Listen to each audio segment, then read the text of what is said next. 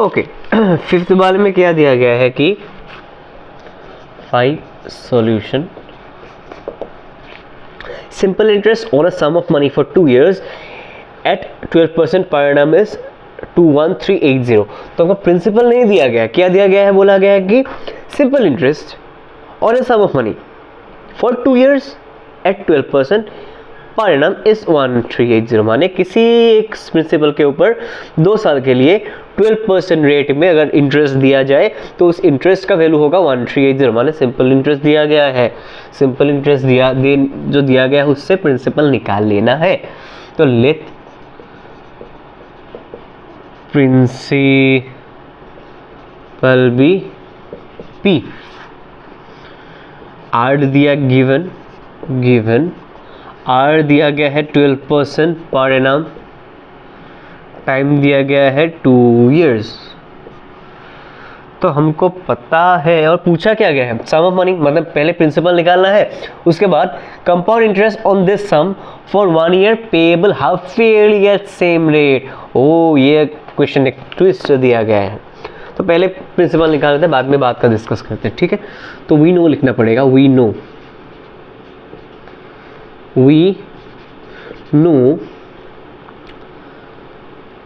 P into R into T divided by 100 is equal to SI, ये हमको पता ही है। और SI कितना दिया लिखना भूल गए हम, SI कितना दिया है 1380, कितने साल के लिए, 2 साल के लिए। तो हमको लिखना होगा P R T, P माने पता नहीं, R माने 12 into T divided by 100 is equal to SI माने 1380, ठीक है। तो हम करेंगे क्या,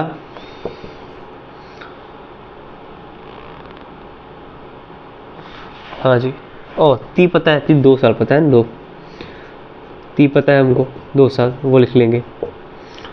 P इज इक्वल टू, अब देखो P इंटू 12 इंटू 2 हो जाएगा, 12 इंटू 2 ऐसे लिख लेंगे, 100 इसमें डिवाइड है, ऊपर उधर चला जाएगा।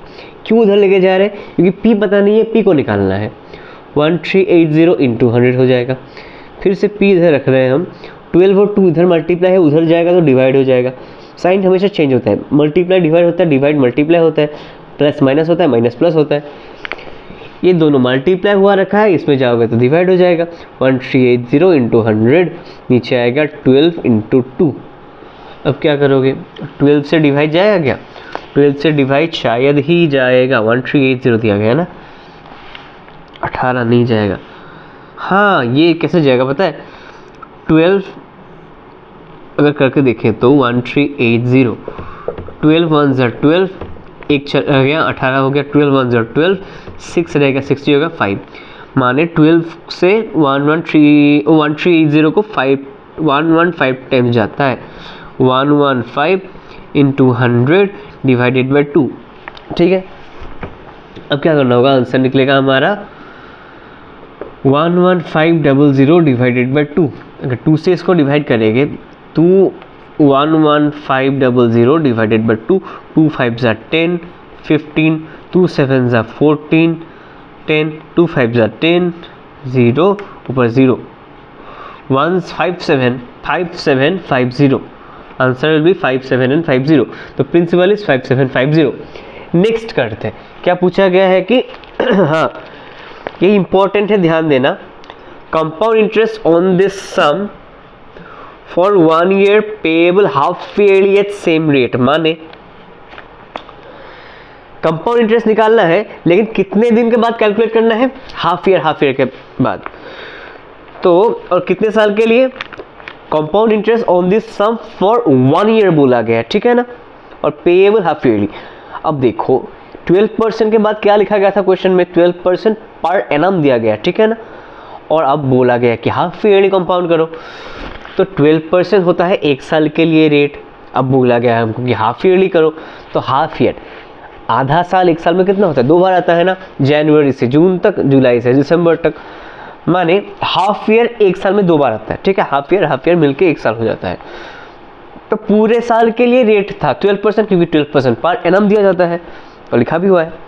लेकिन हाफ ईयर के लिए रेट तो मॉडिफाई हो जाएगा, क्योंकि हमको हाफ ईयर के दिया नहीं था, हमको पूरा एक साल के लिए दिया हुआ था 12% पर एनम। तो हाफ ईयरली करने के लिए हमको दिया गया रेट को हाफ करना होगा, ठीक है। तो 12% दिया गया है, हमको उसको हाफ करके 6% में लाना होगा। कैसे, देख लो। क्या कर लेंगे, सेकेंड पार्ट के लिए, ये तो पहला वाला पार्ट का हो गया। सेकेंड पार्ट के लिए हम करेंगे क्या, हाँ जी, लिखेंगे as interest is compounded half yearly, the rate will be 12% divided by 2 is equal to 6%। आधा कहें क्या, 2 से डिवाइड कहें क्या, क्योंकि एक साल में हाफ ईयर 2 बार आता है, माने half year and half year मिला के पूरा साल बन जाएगा। पूरा साल के लिए 12% था, और इधर हाफ ईयर और इधर हाफ ईयर। इस हाफ ईयर के लिए 6%, इस हाफ ईयर के लिए 6%, तभी ना 6% मिलकर 12% होगा। इसलिए हम अगर हाफ ईयरली कंपाउंड इंटरेस्ट करने को बोले तो पूरे साल के इंटरेस्ट, हमेशा रेट जो दिया होता है ना वो पूरे साल के लिए दिया होता है। तो ये पूरे साल का रेट को अगर हाफ ईयरली कंपाउंड करना है तो 2 से डिवाइड कर लेना पड़ेगा। वैसे ही क्वार्टर मतलब क्या, एक चीज़ को 4 साल से भाग करो, 4 से डिवाइड करो। तो अगर क्वार्टर में करना होगा तो इस दिए गए पूरे साल के रेट को 4 से डिवाइड कर दोगे। एक क्वार्टर में कितना महीना, 3 महीना। तो क्वार्टर वाला क्वेश्चन आएगा तो करेंगे। अब हाफ ईयरली दिया गया तो 2 से डिवाइड किया है, ठीक है ना। अब P1 बाय या P1 first half year, P for first half year,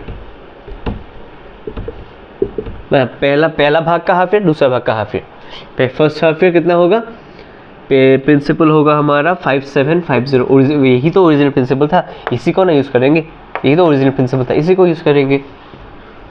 तो ये हो जाएगा ऐसा, principal for first half year ऐसा। तो simple interest first half year, भाई ऊपर लिख रहा हो, ठीक है। SI ये होगा हमारा प्रिंसिपल।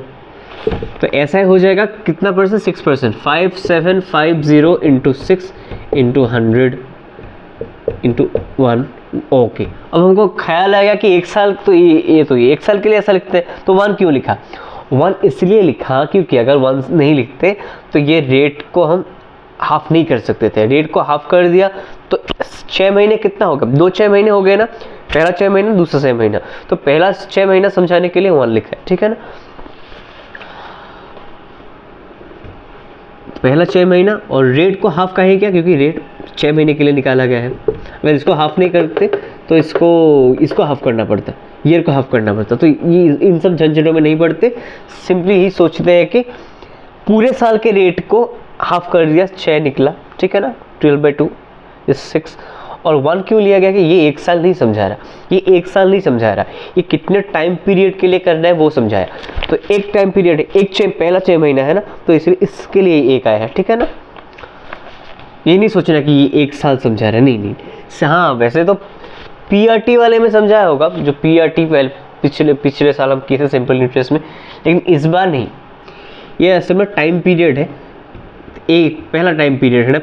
एक टाइम पीरियड कितने लेंथ का है, हाफ ईयर का है, 6 महीने का है। तो ये पहला हाफ ईयर समझा रहा है, पहला हाफ ईयर। तो ये हो जाएगा 0 0 कट जाएगा, बच जाएगा हमारा 575 इंटू 6 डिवाइडेड बाई 10। मल्टीप्लाई करने को निकलेगा 0 3 करीब चला गया, 7 6 42 प्लस 3 45, 4 करीब चला गया, 5 6 30 30 प्लस 4 34 डिवाइडेड बाई 10, 345 आंसर आ गया। तो अमाउंट आफ्टर, ये हो गया amount after first half year 5750 plus 345, 5 आ जाएगा, 5 प्लस 4 9 आ जाएगा, 7 प्लस 10 आ जाएगा, एक चला जाएगा, 5 प्लस 1 6 6095 आ जाएगा पहले साल का अमाउंट। ठीक है ना।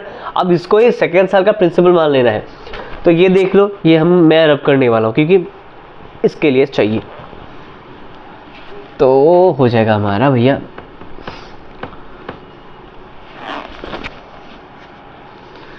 Principal for second half year